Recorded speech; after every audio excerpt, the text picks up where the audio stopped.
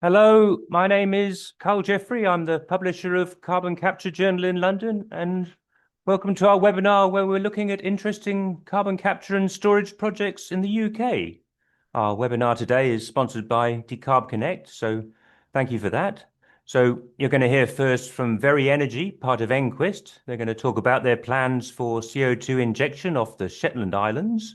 They're planning 2 million tonnes a year injection starting in 2033. And it could be 10 million tons a year by 2040. And they're also planning to use CO2 for e-fuel production, together with hydrogen made from local renewable electricity. Then you're going to hear about Evero Energy's plans for a bioenergy and CCS, or BECCS project in northwest England that's fed on waste wood. It's got capacity to capture 217,000 tons CO2 a year, sequestering it in HyNet. So that would probably be the UK's first big greenhouse gas removal project. And there you're going to hear about the Encyclis Protos Energy from Waste project, also in northwest England. That's probably going to be the UK's first full-scale carbon capture plant for energy from waste. It should be operational by mid-2029, capturing 370,000 tons CO2 a year for sequestration in HyNet, and construction has already started. So we're planning 3 talks of about 10 to 15 minutes, then we'll take your questions. You can put questions in the Q&A box at any time. Please say who the question is for, and note we've got 2 speakers, both called Alex.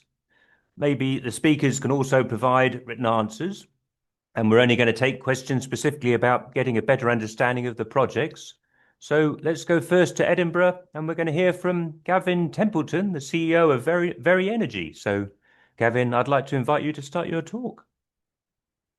Many thanks, Carl, and good to be here. And thanks for the invitation to talk a little bit about Veri Energy. I'm just going to share my screen and checking that you can see those slides. Yep, all good, thank you. Excellent. A little bit of a disclaimer. First of all, hold on a sec. Let's get this working. There we go. So at Veri, we are laser focused on fueling a just energy transition, and our mission is transforming skills and infrastructure to deliver economic decarbonisation solutions. I think throughout the UK and elsewhere, you've got significant infrastructure which is coming to the end of its useful life and it's ready to be repurposed. And of course, those skills as well that emanated from the long history that we have in oil and gas in the UK and certainly in Scotland as well. So the ability to think about how we can repurpose those skills for future activities. So our first project is focused on transforming the Sullom terminal. And the terminal itself has got a storied history. Its development actually was chosen as an optimal place for an import terminal by an Act of Parliament after the discovery of crude in the North Sea in the very late 60s. And the Act of Parliament was put in place in 1974 and it was developed between 1975 and 1981, with the late Queen opening it in 1981. So it reached peak throughput in 1984, 1.5 million barrels a day going through it, being the largest oil terminal in Europe. It was where Brent crude and Ninian crude came on shore for export. And as was mentioned, our parent company, EnQuest, became the operator in 2017 when it acquired the Magnus asset and really focused on extending its life. So EnQuest has got deep expertise in late life asset management. Originally, actually, SVT was meant to close in 2025, but the expectation now it will go on. East of Shetland will be producing up until 2036. Now, interestingly, we're talking about a throughput which has gone down from 1.5 million barrels a day to something like 40,000 barrels a day east of Shetland. So Veri Energy was launched in 2023, and now we're moving on to project execution. And as was mentioned, looking at a portfolio of projects, including carbon storage, renewable energy, and also e-fuels. So we think that what we're doing at Sullom Voe could be an exemplar project. Certainly, we're working very closely with the existing owners of the terminal, which includes EnQuest and many others, to deliver a just transition. So again, thinking about that future, those future jobs in terms of transitioning the jobs from oil and gas into these new opportunities. And again, particularly important in a community like the Shetland Islands. So, I mean, a few statistics. The terminal itself still supports directly and indirectly something like 600 jobs in a population of 22,000. And by way of comparison, one of the largest onshore wind farms in the UK is actually on the Shetland Islands. That's the Viking wind farm, and that employs about 35 people, direct, in O&M. So a huge compare and contrast. So the ability to protect and create jobs, repurposing that existing infrastructure. I don't think you'd ever get the opportunity to develop something like Sullom Voe from scratch today. So really incumbent on us to think about how we repurpose these brownfield opportunities, deferring decommissioning liabilities long into the future. So a little bit about the location. For those that don't know, you can see the Shetlands is the island the furthest north away from the mainland, but really strategic location and opportunity for both the import of CO2, export of e-fuels as well as harnessing the renewable power. So the Shetlands is the windiest place in Europe. It has onshore wind capacity factors of around 52%, which is better than offshore wind. So great place to be able to harness those electrons to produce e-fuels. So we're actually developing a merchant CO2 storage option. So that's outside the track process. We're looking to be shipping CO2 from the UK and further afield. We've got 4 deep water jetties. And infrastructure, again, this is about repurposing the infrastructure. So EnQuest owns the CO2 pipeline. That's the East of Shetland pipeline, which will be ready to be repurposed. And we're in a phased approach. So we're going to be developing the block you can just see to the south of the rig there. That is the Thistle field. That's the first field we'll be developing. Expectation that will be online in 2033, injecting over 2 million tonnes a year.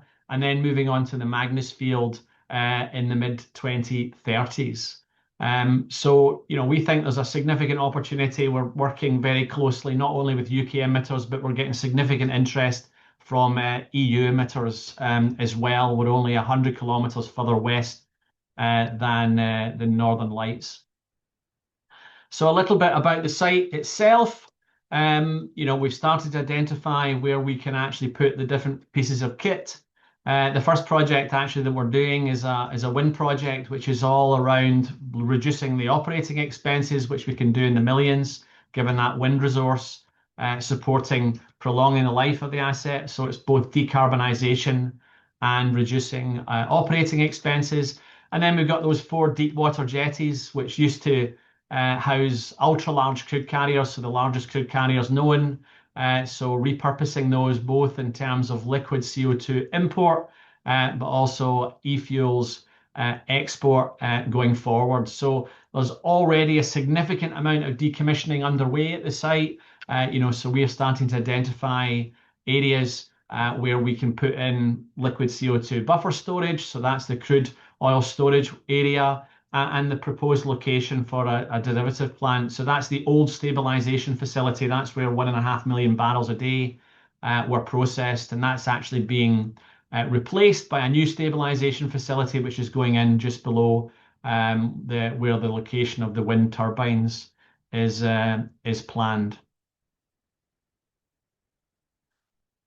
So a little bit more about our carbon storage project. As was mentioned, we're focused on developing up to 10 million tonnes a year. That's the capacity of the East of Shetland pipeline.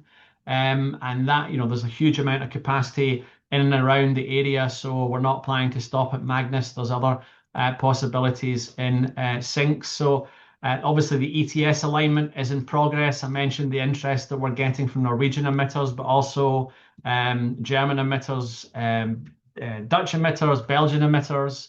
We're expecting that is going to be accelerated in the coming years. Obviously, we think there's a huge opportunity for the UK to become the storage location of choice for the EU, and we also think it's significantly cheaper than the EU as well. So, potential huge opportunity for the UK, and we think that Veri Energy can be a central part of that.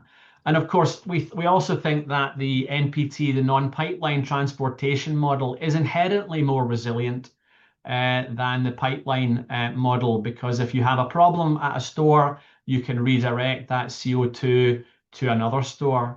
And most of you, or some of you, will be aware that DESNZ last week announced its consultation into non-pipeline transportation, which we will be playing a full role participating in. So where are we? Again, a little bit about our work with the NSTA. Big focus on the technical work at the moment. So we're working very closely with the North Sea Transition Authority, as well as Crown Estate Scotland, on the licenses, predominantly in the appraise phase at the moment, and looking to go into the assess phase this year. Looking to be maturing that technical work. But again, I think underlining there's a significant amount of technical work that is required in order to mature these opportunities.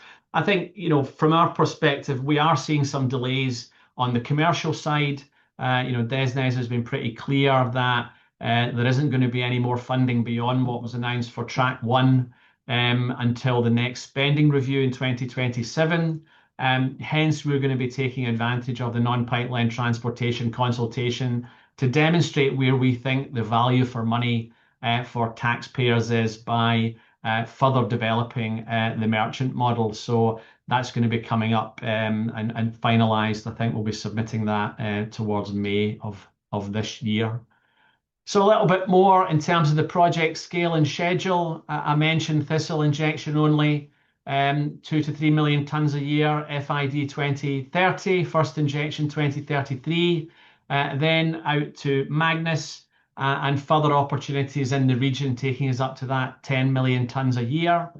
On the e-fuels, we are about to finalise the pre-feed going into feed this year. That's looking at methanol synthesis. We've had a significant amount of work underway, that combination of green hydrogen and biogenic CO2.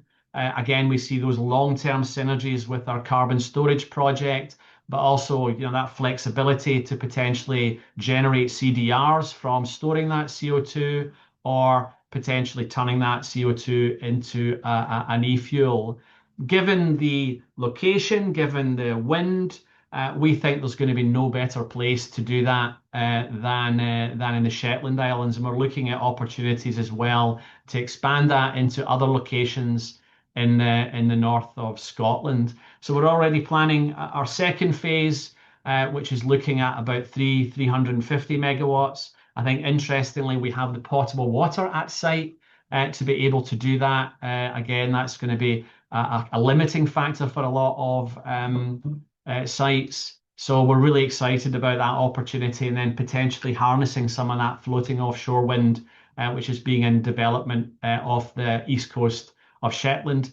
I mentioned renewable power, critical first project. We're going to be reaching FID this quarter, and then potential to expand that, again, supporting what we're doing on e-fuels, and then also expanding that further with the potential to harness renewable electrons to support economic growth locally. And I think I will pause there. Thank you very much. Carol, hand back to you. Well, thank you very much, Gavin. So we've got two questions. So David Hughes is a reservoir engineer focusing on CO2, is asking, are we going to use CO2 for enhanced oil recovery? I know that's a political issue. And then Kevin Dale from Sasol, he's asking, why are you dropping off the CO2 at Shetland? Why don't you just take it straight from the tanker into the injection? I think that's what he's saying. Do you want to take those in a couple of minutes? Do you want me to answer those now? Yeah, I think it's only, yeah. So I think your first question, that's not something the UK government would countenance enhanced oil recovery. So that's not something that is being considered. On the second question, we are looking at direct injection as a potential option, as well as taking it to Sullom Voe. But again, we've got one eye on the utilization point as well. So our ability to be able to use that CO2, biogenic CO2. We've got a lot of advanced conversations with biogenic emitters. We want to have that flexibility. So we're keeping both options on the table at the moment to allow us that flexibility to really promote that utilization of CO2. Wow. Well, thank you very much. And the competition with Northern Lights, I didn't realise until you gave your talk. I guess there's a lot of people would have thought Northern Lights is too expensive, and yeah, that's great. So now we go back to London, and we're going to hear from Alex Young, who's the head of development with Evero Energy, which is a company focusing on bioenergy with CCS, and they've got a plans for a BECCS project in northwest England. And Alex's background is in project development and contracting. So, Alex, I'd like you to invite you to start your talk. Thanks a lot, Carl, and thanks for the opportunity to talk to you guys. Can you see? Can my screen be seen? Okay. Yep, all fine. Very good. So, thanks for the intro. I say I'm Alex Young. I've been with Evero for just over 9 years. Relatively young company, having only been created in 2015. A portfolio of energy from waste assets here in the UK, focused around waste wood. And our main purpose is to take that waste wood, which is a material that can no longer be recycled. So its end of fate, so its fate is landfill. Instead, we take that material and we currently make renewable electricity. 3 sites in the UK. 2 of those are fortunately located in the HyNet cluster. So we have the opportunity to take our biogenic CO2, capture it from our flue gases, and explore the opportunity to carbon removals, which is what we have been exploring. Our third asset in Northern Ireland is port located. And so we're very interested to explore solutions to, as Gavin was talking about, for non-pipeline solutions to take our biogenic CO2 to storage via shipping, or look at utilization options. Could be options to take location or in the local area. But the focus of my talk here today is about our plans. Take our biogenic CO2 and connect it to infrastructure being brought forward in the HyNet cluster. And I'm assuming that participants on this webinar are familiar with the UK's cluster sequencing process that has advanced 2 clusters for carbon capture and storage, for which we are one. I think to bring to life Evero's, I guess, plan, good material looks like this waste wood that we're taking from the local region. So here, taking materials, there's 3 of waste wood generally are targeted at recycling opportunities. Material we are taking is grade C. We often call it post-consumer material, so it's been a kitchen or it's been in the fabric of a building. When it comes out, you can see on the screen what it looks like, and we take that material and currently make renewable electricity. For those that don't know about the HyNet industrial cluster, you can see it on the screen in the northwest of the UK. E&I were part of the cluster sequencing process, and back in 2021 connected with them and were part of their development process to secure support from the UK government to develop the transport and storage infrastructure as part of their application. And you've got a representative from Encyclis here too. We were what was called a negative emission source in their application, which helped them progress through the cluster sequencing process. What you can see here is that E&I are redeveloping existing infrastructure and repurposing their gas fields in the Irish Sea. Our facility is located at a site called Protos, just outside Chester. And the next slide will show you a bit more detail on what we have in terms of our existing facility. So what you can see in the image here, the green building is our existing power at Protos.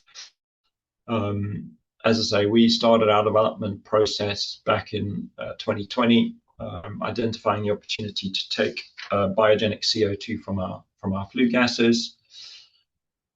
As I said, we were part of HyNet's application in the track cluster sequencing process and ended up applying a expansion process, which invited emitters like ourselves to apply for government support through the greenhouse gas business model. That application process saw us make applications in March 2024, and we went through a evaluation process culminating in us being selected as what's called a priority project to HyNet. There are 5 priority projects, Encyclis being one of those priority projects. And you can actually see Encyclis's facility next door to our facility, currently under construction. And as you'll hear from Alex, they are already sequenced before us, and so have started construction on their facility. So our facility, it's 22.5 megawatts gasifier, taking that waste material and generating renewable electricity. Our project will be to retrofit, and you can see in the image, the MHI solvent technology that we will be deploying at our site. That means we will be capturing about 217,000 tons per annum of biogenic CO2 and injecting that into the HyNet infrastructure. We are very close to the infrastructure where this CO2 will be injected. You can see in the yellow box how close we are.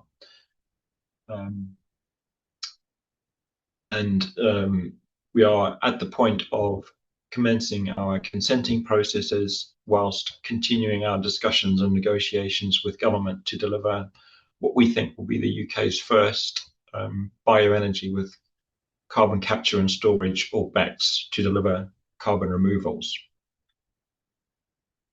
I'll leave it there and spend some more time responding to any questions if there are any of them for me to deal with.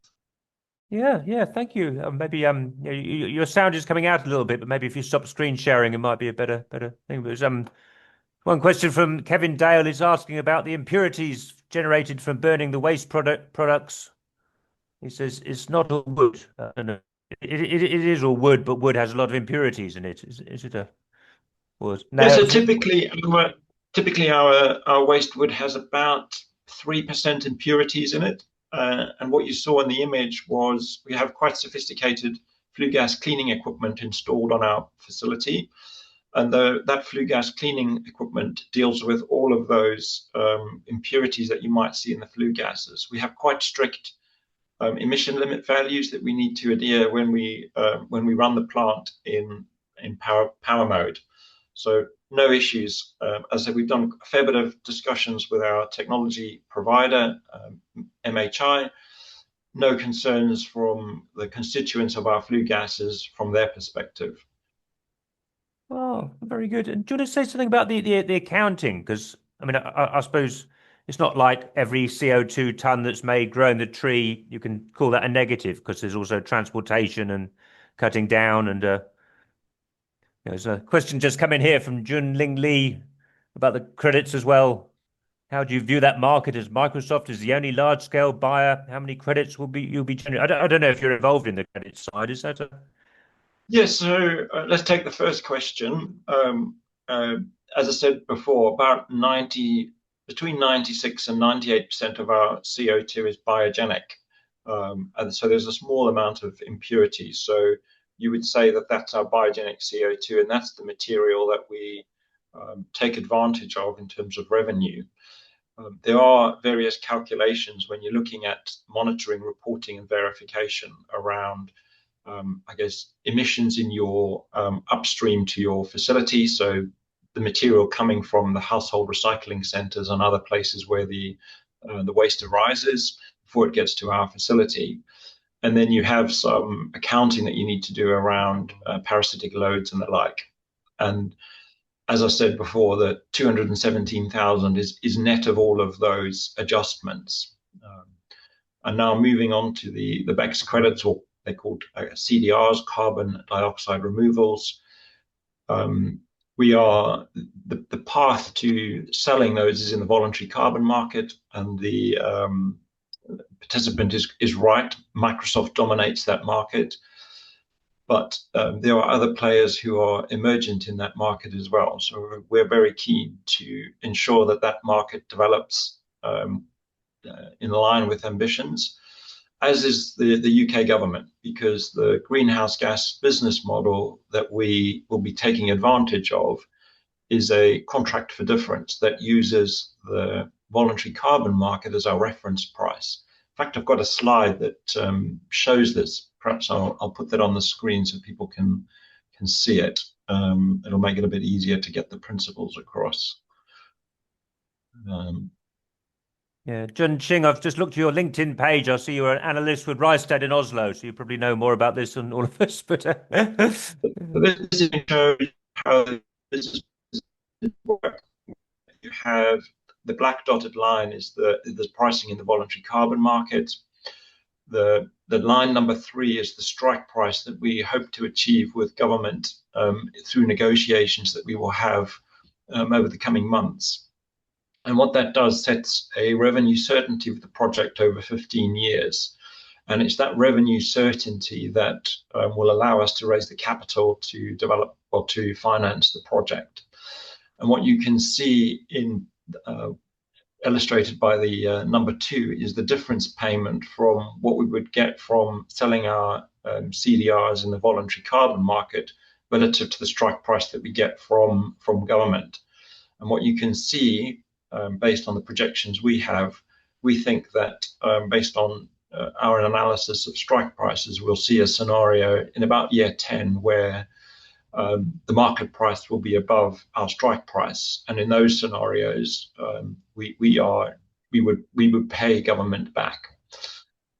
Another important feature of the greenhouse gas business model is a pass-through of the transport and storage infrastructure costs. So those are the costs that we incur connecting to HyNet's transport and storage infrastructure. So for the first 15 years, we get recovery of those through government. Beyond that, it is down to us in a merchant capacity. I'll leave it there. And the price for CO2 removal credits, because you hear about these prices, $300 a ton, don't you, sometimes, compared to $60 carbon price. Is that the sort of thing you're budgeting for, is it? Yeah, I think there's some public disclosure of that pricing. It's not a very transparent market right now, so price discovery is something that you have to do directly with players like Microsoft.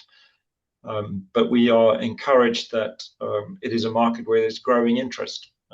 And what's important for us is to develop the project such that we can deliver and start demonstrating that the high integrity, high quality carbon removals that we deliver can be trusted. And monitoring, reporting, and verification processes are very important in that regard. Oh, there's a question just come in from Jackie Roswell. I'm looking at your LinkedIn, senior decarbonisation engineer with Carbon Direct. A lot of BECCS projects look to secure advance offtakes to support their project taking final investment decision. Have you secured any offtakes already? So we have signed heads of terms, and we are working through detailed negotiations on the offtake contract. Okay. So the way the greenhouse gas removal business model works is you've got to have both of those features. Okay, yes. Offtakes of, a bit confused there what you're offtaking. Offtakes of carbon dioxide removal credits. Crikey, it's That's so correct. complicated this stuff. Oh, that's very good. Well, Lots of jargon here. yeah, lots of stuff to work out. Well, that's fantastic. Well, I think we'll go to your neighbour now. So I'd like to invite Alexander Hudson. Oh, sorry, it's also Alex.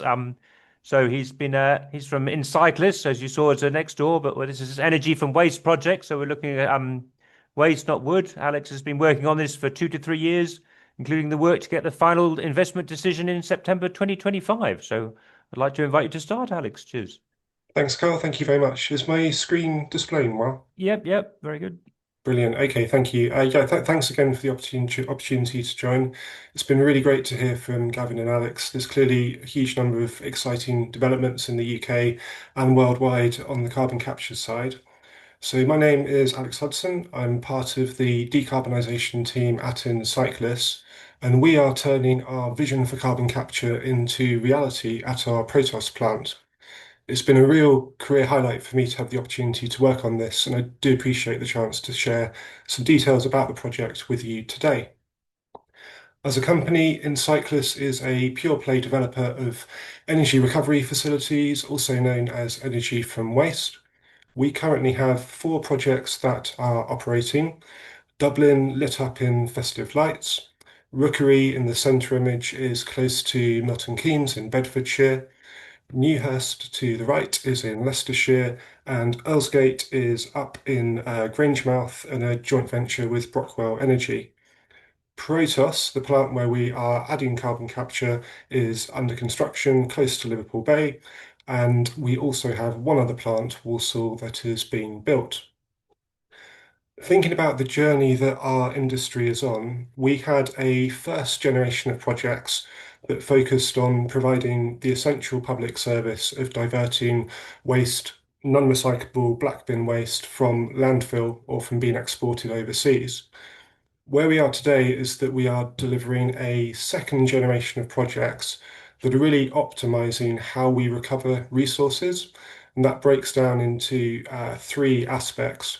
One is becoming really highly efficient electricity generators that provide a baseload power that makes a great contribution to the energy mix. Another is starting to provide anchor loads to district heating networks, helping to decarbonize homes and businesses around us. And thirdly, playing a role in the circular economy, so making sure that products that are left over from our combustion processes are repurposed. So, for example, for use in construction. Where we are today, we are right on the cusp of delivering a third generation of projects that are set to be 100% circular and to be fully decarbonised. Our key lever to do that is to apply carbon capture. The graphic on the left shows that the vast majority of the carbon emissions our company and ERFs are responsible for are the Scope 1 emissions, which are under our direct control. And 99% of those emissions relate to carbon arising from when we combust the waste. As a rough rule of thumb, for every 1 tonne of waste that we combust, we give rise to 1 tonne of carbon emissions. Alex Young gave a brilliant introduction to HyNet. So you've seen where it is. It's located clustered around Liverpool Bay. Here is our Protos plant. As you can see, it's well advanced through construction. We are looking out towards the Mersey at the top, which flows towards Liverpool Bay round to the left. In the very far background, that's Stanlow Oil Refinery.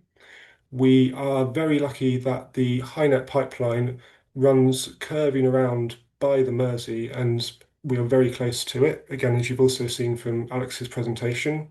And we are building our capture plant over on the right-hand side. You can just about make out the pond area, and that is where we are putting it. So just to swivel around to give you another perspective, we're now looking back across the ERF out to Liverpool Bay. Here is Alex Young's Evero biomass plant. There's Protos in the background, And here is the capture plant that we're building and that's already under construction in the foreground. So I think, Carl, many of your audience will be really familiar with the process of using amines to capture carbon. Within the absorber tower, the amine does the work, and then it is heated up to release the carbon-rich amine is heated up to release the carbon, which is then compressed and it's ready for transport and storage and direct injection into HyNet. There are two key points I'd like to quickly highlight. Firstly, the work that we're doing in the absorption tower is absorbing about 95% of the carbon in the flue gas. We are also running the plant for about 95% of the time. So that gets us to a net capture rate of 90%, which is world-class carbon capture performance. That's what we're held to in our contracts with government, and that's what we'll deliver and pave the way for the rest of the industry to follow. One other point is that it's a very energy intensive process to use amines, particularly the heat requirement to release the carbon after it's been captured. A benefit for our type of industry as an emitter is that our ERF is generating energy that is typically used to generate electricity, as I mentioned, that would be sold for baseload power prices. Our carbon capture business can get hold of that energy requirement at those prices and avoid needing to be a retail customer that would otherwise be paying much more. That helps us deliver a strong proposition on the carbon capture side, whilst also de-risking the RF's merchant risk, which works very well together. So that's a quick flavour of the processes that we have. It's very much tried and tested technology and a new application of it. That's the novelty side. We have drawn on lessons that we've learned from precedents. So, for example, we have looked to how coal plants have used amines for enhanced oil recovery, and we've noted how important the quality of the flue gas is. We've seen that it's critical to use a reclaimer to help to slow down the degradation of the amine. And often it's the small things that can make a big difference. So, for example, adding a simple porthole to the absorber column to be able to peer inside and check for any foaming gives us the kind of early warning system that gives us even greater confidence in the project. A decision that we made that proved to be a very good one by the company was to select EPC contractor KVI to deliver the project. So as many of you may be familiar with, KVI is a market leader in delivering ERFs in the UK and abroad. And critically, they have really good experience of applying carbon capture technology to biogas projects. So very strong experience in an adjacent sector. So all of this leaves us with a de-risked technology project being delivered by a great contractor. On the development side, we had to secure all of the milestones that you would expect for this type of project. We gained planning permission and land for the facility that you can see over on the right-hand side. And we also gained an industry first by securing an environmental permit from the Environment Agency, which was the result of a huge amount of work by the agency and by our team. On that theme, we worked in partnership with the UK government's Energy Department, DESNZ, to develop a final form of the subsidy support contracts and risk sharing agreements. This was 2.5 years of really intensive negotiation, and the great result that we got to in the end is that we have an investable platform of contracts that achieve government's policy aims. And I think that's the main recommendation we would have to everyone as they are bringing forward their projects. It is so important to think of things from government's perspective and to be able to articulate how what you are delivering helps to achieve their aims. Finally, just to round off, we of course developed a structure to deliver the project and raised financing for it. The approach that we took was to mirror our approach to delivering ERFs. So if we look at the contracting structure for our carbon capture unit, which is delivered in a separate SPV, it looks very similar to what our funders and stakeholders are familiar with for an ERF. So for example, having a fixed price EPC contract, having our company provide O&M services, if you put them side by side, they're very similar. And finally, we worked with our financing advisor, MUFG. They helped us across all of the negotiations, and they developed a really, really robust financing structure that takes into account the intricacies of our particular agreements with government that ultimately ended up with a great result in being able to raise non-recourse senior debt. Where does all this get us to? So Carl's already given you the headline figure. We are on track from 2029 to deliver 370,000 tonnes per year of carbon capture. That's equivalent to taking around 200,000 cars off the road. The flue gas that we are processing, about 50% of that relates to fuel or waste that is of biogenic origin. So that gives rise to around 185,000 tonnes per year of carbon removals, which is equivalent to the work that about 7.5 million oak trees would be doing each year in absorbing CO2. So Carl, that's a quick introduction, and I'll just pause there. Thank you. Wow, thank you very much. Yeah, it's very interesting and fantastic to see how advanced it is. There's got a question here from Jun Ching of Rystad. Why are you using post-combustion capture rather than pre-combustion? If Jun Ching thinks that post-combustion is more costly, but it's also more tried and tested technology. I'm guessing that's why you not looking at. Yes, it is. I think with our type of emitter, we are post-combustion, and then we're looking at what is the kind of tried and tested technologies that can gain support when we're bringing forward this type of project for the first time. So we're using a generic amine. We're not using a very specialist amine that's particularly novel. And the journey that we went on with our stakeholders was to be able to explain to them why we're going for this type of process, and being able to point to examples of where it's worked previously. Oh, very good. And there's a question from Adrian Temple Brown about what happens to the amine afterwards. Do you continuously use it, or do you have to store it, or can you regenerate it? So it degrades over time. So eventually it needs to be replaced, but we take steps to slow down that degradation, and we have a circular loop within the carbon capture facility where we're recycling the amine as well. So we do what we can to slow the degradation down. Oh, and there's another question from Andre Irini. Have you considered using a proprietary amine solvent? We did, yeah. So as I mentioned, we decided to go for a generic one. We did review the market and looked at lots of different options, including proprietary ones. To deliver this project as the first one for the energy from waste project, for the energy from waste industry, it made a lot of sense to go for the generic version. It'll be really exciting to see where the technology goes in the future, though, and we definitely would expect to see proprietary solutions being deployed. Wow, looks like you've got more questions on the amine than anything else we've had so far. So Vinny Najata is going, how are you going to address the higher energy required during amine regeneration? I'm not sure what he's comparing that with. Is it? Yeah, not sure if that makes much sense. Does it make sense? I don't know. Oh, the questions about the amine. I think perhaps maybe there's a standard carbon capture. Santa Rosso need to reheat the gas before releasing into the atmosphere.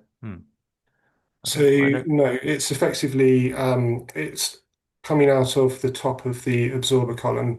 If we think the amine does the work of capturing the carbon, and then at the top of that column, there's a cleaning process to reduce kind of other contaminants, and then it's straight out the top.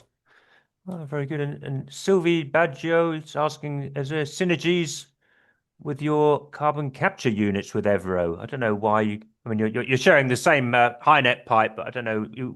Well, I mean, you probably want to control your own carbon capture technology, I expect, don't you? You don't want to share. Well, no, but I think Alex Young would agree. One of the big benefits of carbon capture is when you take advantage of a cluster of projects being close together. So there is a really good synergy there. Alex showed you the above ground interface that we will inject carbon into is incredibly close to Evero's biomass plant. So yeah, I think they are ideally positioned to make a really good contribution. Oh, Oh, that's very good. Well, we're going to the discussion part now, so I'd like to invite Alex Young and Gavin, if you want to turn your cameras on, and we'll be open to questions from the audience, so that there aren't any at the moment. Maybe to sort of kick off a discussion. I mean, one thing that struck me listening is that the kind of financial thing is evolving so much. I mean, Gavin, I think sort of 5 years ago, I was hearing a lot of criticism of the cost of Northern Lights, and it sounds like there might be a lot of companies very excited of a competitor for Northern Lights. And then Alex Young, we've got this whole market for carbon credits for removals that nobody really knows much about, but is potentially enormously exciting. Particularly, I think Microsoft has promised to be entirely renewable by, I think, last year. I think so. They have to. They really made a promise. They're going to offset anything they spend on their data centers. And then Alex Hudson. I mean, there's lots of elements to this. I think councils are under a lot of pressure to stop doing landfill. At least Hackney Council, where I live, certainly is. They're trying to stop people collecting waste. I think so. That's another pressure. I don't know. I mean, it's very where we can have a discussion. We can all join in because the projects are all very different. But I don't know. Maybe Gavin, do you want to start? How's the financial situation evolving? Do you think? I think one of the things that we say to government, the way that clearly at the moment the challenge is that you need a government subsidy, right? Because the cost to emit, which is represented by the ETS price, is lower than the cost to capture, transport, and store, right? So that's the reality. Now, CDRs can potentially lower that burden. The expectation you're going to see those costs going up, so it is going to be more economic, but that will take time. But I think what we need to do is we need to do more projects, right? The way you reduce costs is you do more projects. So I think we are always saying, that you learn by doing more projects. I think one of the challenges that we've seen is that, this is a waste management business, right? You kind of need to change the mentality from one that oil and gas is a very different business than waste management. But ultimately it's all about cost and driving down the cost. But the way we drive down cost is we do projects, we learn, and we repeat, and we do more projects and we learn, and the costs come down. So I think we're on a journey, and we'll be able to learn from projects not only in the UK, but the ones that are being developed across Europe, and everything focused on making sure that we drive down the costs. Yeah, and that's going to happen as Gavin, your project gets bigger and bigger. I imagine the unit cost goes down as you go from 10 million tons a year to 40 million tons a year. That's exactly where you see it going. Absolutely. Oh, very good. Yeah, just to come in on that, it's going to be new for us to learn how to capture the CO2 from our stack. We'd like to do that efficiently and learn from that process. It would have been fantastic to, I guess, share synergies with our neighbor at Encyclis, but because of the way the financing is structured, you need some limitations between the two assets. So if we shared, for example, the heating solution for the regeneration of the amine, that would definitely drive down costs, but it meant that the two units are intrinsically linked. And sometimes that's not possible given different ownership structures. It's something that you might strive to in the longer term, but in getting these projects away, we've got to keep them as simple as possible, so that you can raise the finances to deploy. Yeah, Alex Hudson, anything else you want to say about the finances? I mean, I guess yeah, it's still very, very complicated. Lots of dimensions to this, isn't it? As the pressures go to stop making landfill and Yeah, absolutely. So I think completely agree with Gavin and Alex's comments. We should see costs coming down, particularly capture costs, as the technology becomes proven. We should see cost of capital coming down as a track record is created. And government's very mindful of this. And I think they've set out an incredible vision, the UK government, for what they're looking to achieve. And then there's just an enormous complexity in thinking about how and when to support different sectors and making sure the sequencing is right for that. But as we've seen in other sectors, offshore wind and so on, the more projects deploy, the more it's proven, the more costs will come down. Wow, very good. So we've got two provocative questions coming in here. So Kartik Bhatt is, I think he's from Koch Energy Solutions. So there's been some interviews of reducing our focus on carbon capture, but I was thinking perhaps that makes sense specifically from the from the focus of the CEO of Equinor that perhaps they don't see that much opportunity specifically in Norway because I don't know who's emitting in Norway. I mean, Kartik is asking, what's your view on where the carbon capture market is heading? And your view is quite clearly you think it's very exciting. Otherwise, you wouldn't be presenting here. But I don't know if any of you have anything you'd like to put onto that question. Do you think is it? I think certainly in the UK context, right? The Committee on Climate Change has articulated that carbon capture is absolutely essential. For the UK government to meet its obligations. There is a legally binding obligation under the Climate Change Act, and I think from that perspective, I'll go back to the mission that we have at Veri, and this is about really focused on the just transition, right? You have got a significant amount of jobs being shed every single month from oil and gas. Again, perhaps not seen further south, but in Aberdeen, you can see it, significant impact happening now.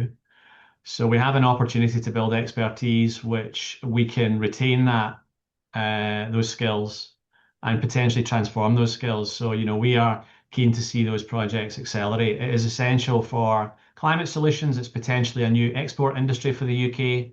And also a way to retain some of those skills which have served the country so well for decades. Well, Kartik, I can see on your LinkedIn, you're commercial leader Northern Europe for Koch Glitch, which is a big engineering company. So I understand why you're asking these questions. But perhaps on the e-fuel project, so Kartik's saying one of the e-fuel projects died during execution stage in Europe due to no takeoff of product. How confident are we in the UK with e-fuel projects? I know in the Americans, they're very getting into this SAF, sustainable aviation fuel, maritime industry, possibly in a few years. There's definitely, I think the hydrogen market has been in a bit of a journey. But I think most would agree there are going to be, we've been on a journey on that and looking at hydrogen as an input for e-fuels, and particularly, areas like long haul aviation and marine. You're going to have to decarbonize those with some sort of drop-in fuel. They're not going to be electrified. So, I think it's nascent. The market is nascent. We think we've got a significant opportunity because of the wind resource, right? Again, we'll go back to that. The UK, Shetlands is the windiest place. Some of the windiest places in the UK, far away from population centres, a way to harness those electrons and use those electrons locally to, again, protect and create employment in areas potentially that are going to be more impacted by reducing oil and gas activity as well. So I think we're confident, we are focused on making sure that we can be competitive with imports that are coming into the country, and we're confident that we can get there. So looking at both aviation decarbonisation and marine decarbonisation. That's very good. So perhaps we'll take Susan Swale's question on insurance. So Susan is a client director with Aon in London. Projects and project finance frequently rely on insurance. Is the insurance landscape meeting the needs of carbon capture and storage? Does anybody like to answer Susan's question on there? So I can say we were certainly able to raise insurance for Protos. So we've secured our construction insurance, and we've got a really good line of sight to what we can achieve when we're operating. So for an individual emitter, yes, the market is there. The market's deep. We've had no problems. We've raised project finance against it. I am aware there's lots of very innovative insurance products as well that help different parts of the value chain. In our experience, for our particular role, the depth and the expertise is definitely there. Oh, very good. A question from Jun Ching. I think that's for Alex Young. So what's it take for you to get to FID? Is that one you're able to answer, or is that commercially sensitive? Yeah, well, we've not got to FID yet. We're on that journey, having been selected as a priority project. That helps us a lot because that gives us the business model that we need to negotiate with government. That business model is not at the same stage as the business model that Encyclis has taken advantage of. Their business model is the industrial carbon capture business model, which is a bit different to the one that we have. There are some features that are the same. We also need to negotiate our offtake contract in the voluntary carbon market, doing those in parallel. We have not started FEED yet, but FEED is another important feature of the development effort to mature the project and de-risk it on the path to a final investment decision. So we'll get cost certainty or cost improvement, schedule improvement, and performance improvement through the feed process. We expect it'll take us about a year to get through that process, but those are important features of the project. Oh, very good. So Jack, somebody. Sorry, Carl, I just add in our experience, what it takes is a huge amount of resilience and determination. As I mentioned, being able to see things from government's point of view and to explain how what you're doing is supporting their vision is definitely critical to getting there. Oh, very good. So Jackie Rothwell from Carbon Direct, former new energy appraisal lead with BP. So she's asking about amines. So I had a long chat with Baker Hughes at a trade show a couple of years ago. We've got enormous research going on into new solvents, and so you've got some people saying there's this new exciting world of better solvents. Other people say they're all as good as amines. I know there's been enormous testing at Technology Centre Mongstad for years about amine release. I think Alex Hudson, you're the expert on the amines. She's asking. Sadly, not. I'm well out of depth beyond anything on the surface. But what we're doing in Encyclis is we're thinking about how the technology will develop in general, and we're following the latest trends. There's companies with MOFs and other kind of innovative products that are coming forward. So yeah, we expect to see lots of improvements there. Can't comment any further, but yes, it's an exciting time, and there's certainly plenty of options.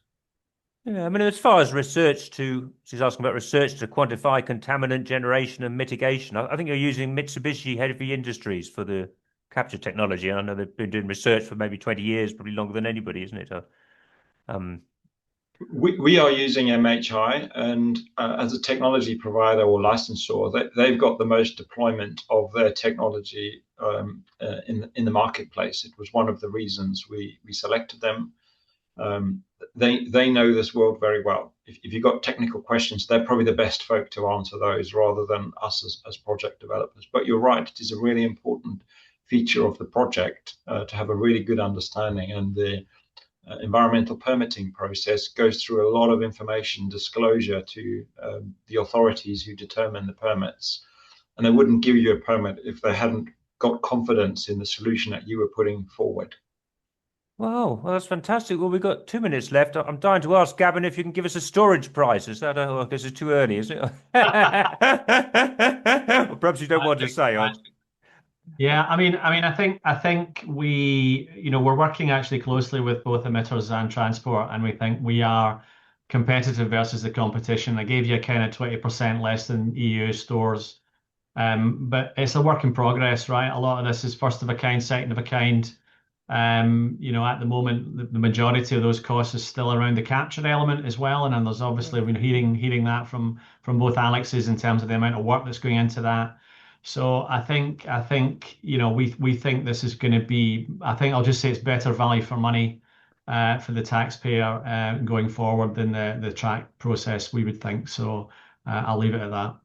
Well, that's fantastic. Well, that's the end of the webinar. I think that's been hugely interesting, and almost breadth to the whole carbon capture. If anybody thought they knew carbon capture before we started, there's a lot more to know now. We'll be putting the webinar on YouTube unless any of the speakers object, so you give you a chance to watch it again and see all the things you missed. And yeah, that's a fantastic story. So thanks to both Alex's and Gavin. And I think we're next back early March with a webinar on freezing CO2 so we can carry it in box container, which is better than carrying it by tanker. So keep a lookout for that one. But thank you very much, and enjoy the rest of the week. Cheers. Thank you. Bye-bye.